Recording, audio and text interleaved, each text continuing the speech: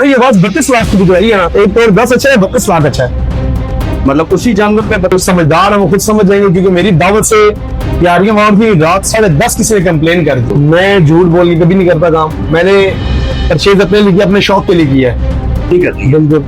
अगर आप जैसा कोई बंदा करता है, मैं भाई डिमांड चीज के पैसे भरता हूँ, अवाम की ना अपनी गलती। इसका मतलब सारा कसूर आवाम का है।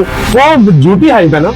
मैं छोटा सा बैल लाता हूँ तो मैंने 40 लाख पे बिके, तो मैं झूठा हूँ। तो मेरे से मिल जाता। मैंने वो क्या 1 करोड़ 10 लाख हो गया, तो आप पेमेंट तो करो ना। जो लोग फीड डालते हैं उनके सारे तैयार होते हैं, ठीक है, जो नहीं डालते उनके एवरेज है। आपके मतलब आवाम को बेवकूफ नहीं बनाया गया। कुर्बानी क्यों अपनी गलत करते हैं ये लोग? ये लोग फिर आवाम का देखो आपका छोटे छोटे ब्लॉगर भाई है, ठीक है, मोबाइल उन्होंने उठाए होते हैं, फौरन